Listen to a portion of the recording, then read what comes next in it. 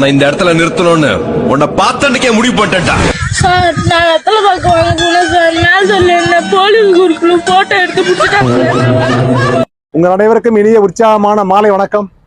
எல்லாம் உற்சாகமா இருக்கீங்களா? எங்க சார் நான் ஹெல்மெட் போடாம வந்திருக்கேன், கேஸ் போடுறத மடிச்சிட்டு உற்சாகமா இருக்கீங்க ஞாபகம் இருக்கீங்களா? உற்சாகமா இருக்கணும் சரியா? நம்ம ஹெல்மெட் போட்டாலும் சரி போடாலும் சரி உற்சாகமா இருப்போம். பார்த்தீங்கன்னாக்கா நாங்கள் வந்து போக்குவரத்து காவல்துறை திருத்துறைப்பூண்டி, எங்களுடைய வேலை வந்து ரோட்டில் வந்து போக்குவரத்தை ஒழுங்குபடுத்துறது. ஸோ அந்த ஒழுங்குபடுத்துவதற்கு இடைஞ்சலாக இருக்கக்கூடிய சில விஷயங்களை திருத்துறது. அதில் ஒன்று தான் வழக்கு பதிவு செய்கிறது, மோட்டார் பிட்டி கேஸ். அதில் பார்த்தீங்கன்னாக்கா நம்ம தமிழ்நாடு நம்பர் 1ல இருக்கு தெரியுமா?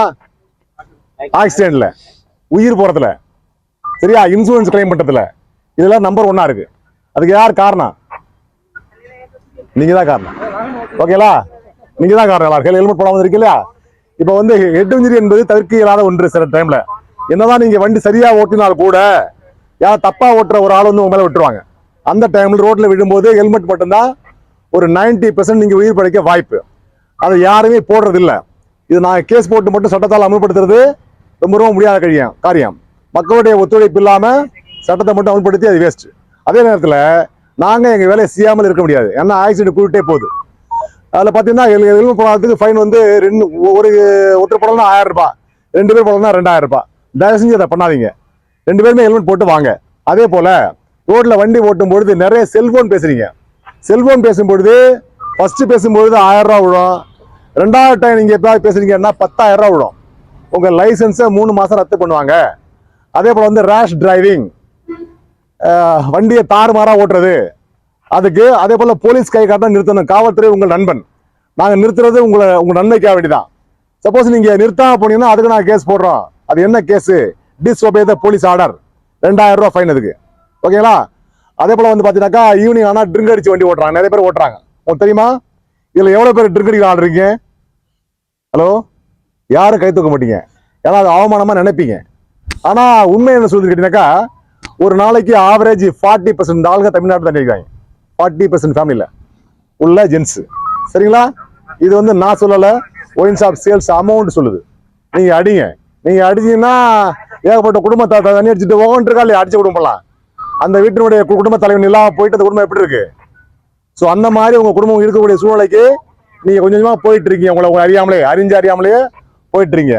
அப்படி இருந்தா தயவு செஞ்சு மது அடிமைகள் வருவாழ் மையம் இருக்கு, அங்க போயிட்டு சார் தண்ணி அடிக்கிறேன், என்னால முடியல, விட முடியல, அடிமை ஆயிட்டேன் அப்படின்னா நீங்க அங்க ஒண்ணே உங்களை ஆர்டர் பண்ணாக்கா அவங்க அதுல இருந்து மீட்டு கொண்டு வராங்க.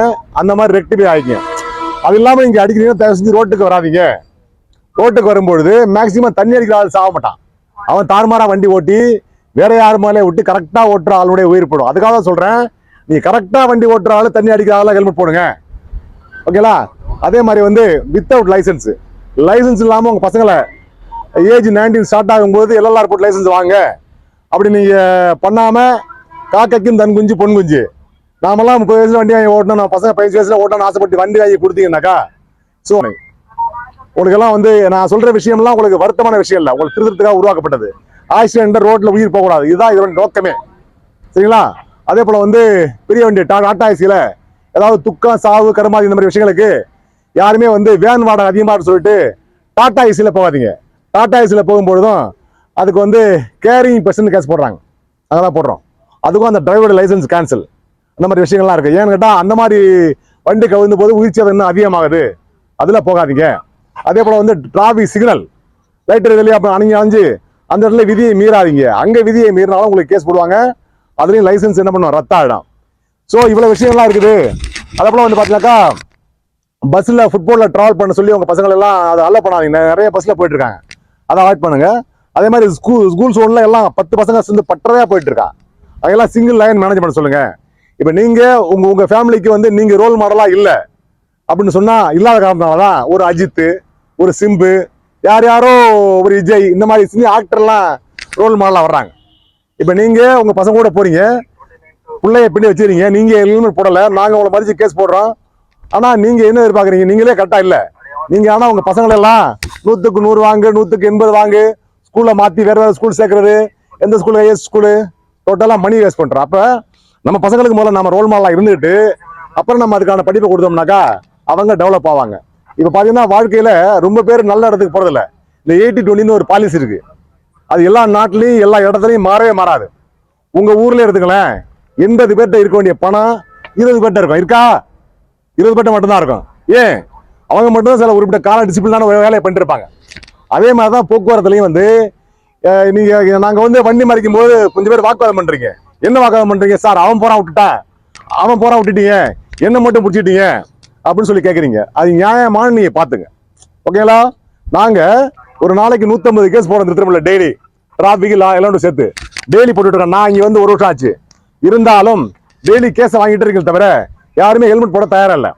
சோ பாத்தீங்கன்னாக்கா உங்களுடைய வண்டியுடைய வேல்யூ 0 ஆயிட்டு இருக்கு. உதாரணத்துக்கு இந்த வண்டியோட ரேட் ஒரு 50,000 வச்சுப்போம்.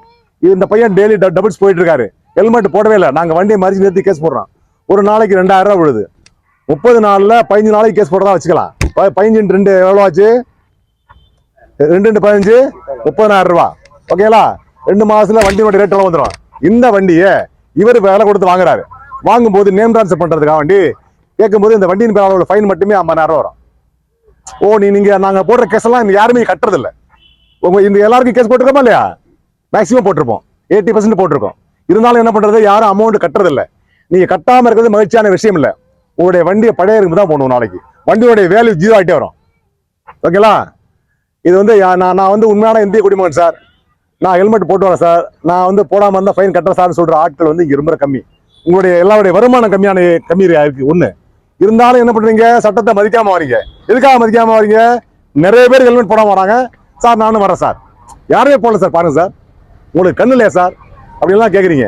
ஸோ நீங்க உங்க வேலை எப்படின்னு தெரியல. ஆனா எங்களுடைய வேலையை மிகச்சரியா பண்ணிக்கிட்டே இருக்கிறோம், பண்ணிக்கிட்டே இருப்போம். உங்களுடைய வண்டி 0 ஆகிட்டே இருக்கும் வேல்யூ. ஓகேங்களா? அதனால தயவு செஞ்சு உங்களுடைய வண்டியை 0 வேல்யூ ஆக்குறது மட்டும் நம்ம நோக்கம் கிடையாது. பாதுகாப்பா நீங்க வண்டி ஓட்டணும். நம்முடைய குடும்பத்துக்கு நாம ஒருத்தர் தான் குடும்ப தலைவராக இருக்கோம். நாம வந்து நீண்ட காலம் வாழ்ந்தா மட்டும்தான் அந்த குடும்பத்தை சரியா வழி நடத்த முடியும். இதை நீங்க நம்புறீங்களா இல்லையா? ஹலோ, இதை நீங்க நம்புறீங்கன்னா தயவு செஞ்சு ஹெல்மெட் போட்டு வாங்க. இந்த இனிய மாலை பொழுதுல உங்களை சந்திச்சு பேசுறதுக்கு நீங்க ஹெல்மெட் போடாம வந்து இந்த வாய்ப்பை உருவாக்கி கொடுத்தவங்களுக்கு எனது மனமார்ந்த நன்றி. இப்ப இதுல பாத்தீங்கன்னா ஹெல்மெட் போட்டவங்களுக்குலாம் வந்து கிஃப்ட் கொடுக்குறேன். இதுல பாத்தீங்கன்னா இதுல ஹெல்மெட் கரெக்டா போட்டு வந்தா மொத்தம் எவ்வளவு போறீங்க? ஹெல்மெட் கரெக்டா போட்டாலும் மட்டும் முன்னுவாங்க. அந்த லாஸ்ட்ல இருந்து வாங்க. ஹெல்மெட் கரெக்டா போட்டிருந்தாலும் ஹெல்மெட் கரெக்டா போடுறது என்பது என்ன கேட்டீங்கன்னாக்கா, இந்த சின்சா போடுறது, ரைட்டா போடுறது. அப்புறம் வந்து பாத்தீங்கன்னா நம்பர் பிளேட் எல்லாம் வண்டி ஓட்டுறீங்க, நம்பரை அடிச்சு ஓட்டுறது, 2 நம்பரை பெருசா ஆகுறது, 1 நம்பரை குட்டியா ஆகுறது. சோ இந்த விஷயம் எதுவுமே வேண்டாம். வண்டி மட்டும் தான் உங்க வீட்டு சொத்து, நம்பர் பிளேட் அரசாங்க சொத்து. அதை நீங்க இப்ப எல்லாம் அதான் வந்து இந்த ப்ராப்பரா கொடுத்தாங்க நம்பர் பிளேட். அதே போல நம்பர் வண்டி வந்து ஷோரூம்ல இருந்து வாங்கும்போது நல்லா ஞாபகம் வச்சுங்க. ஷோரூம்ல இருந்து வாங்கும்போது வண்டியை அவரே ரிஜிஸ்ட்ரேஷன் பண்ணி நம்பர் பிளேட் வந்ததுக்கு அப்புறம் வண்டியை வாங்கிட்டு வாங்க. உங்களுடைய வண்டியெல்லாம் தூக்குறதுக்கு, திருட்டு வண்டியை எடுத்து போறதுக்கு எந்த வண்டி? புது வண்டியை நீங்க புது வண்டின்னு காண்பித்து தரீங்க, இல்லீகல் வேலைக்கான வண்டி. அதே போல வண்டி வாங்கி ஓட்டும் பொழுது 120 சிசிக்கு மேல வண்டி அவசியமற்றது. அதுக்கான ரோடு இங்க இல்ல.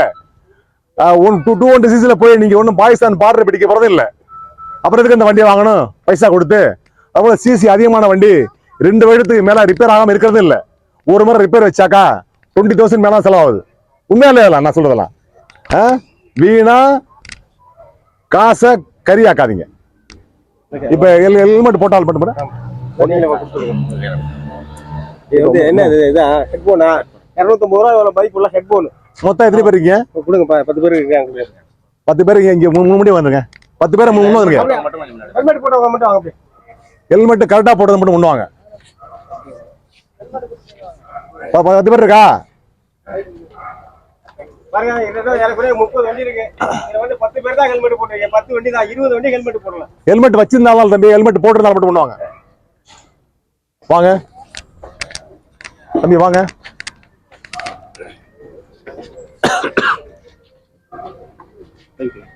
தேங்க்யூ, போயிட்டு வாங்க.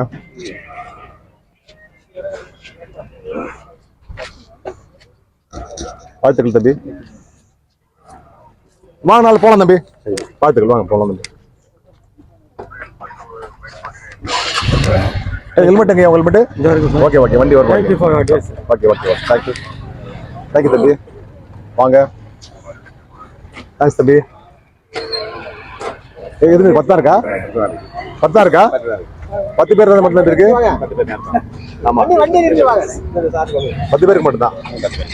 வாங்க வாங்க ஐயா வாங்க இது போட்டுக்கிறா வாங்க ஐயா நீ எங்க ஹெல்மெட் போட்டிருந்தா நீங்க எவ்வளோ உங்க ஹெல்மெட் பார்ப்போம் போட்டிருந்தாரு ஓகே 10 பேருக்கு மட்டும் தான் கொடுத்துருக்காங்க முடிஞ்சு போய் தேங்க்யூ போயிட்டு வாங்க வாங்க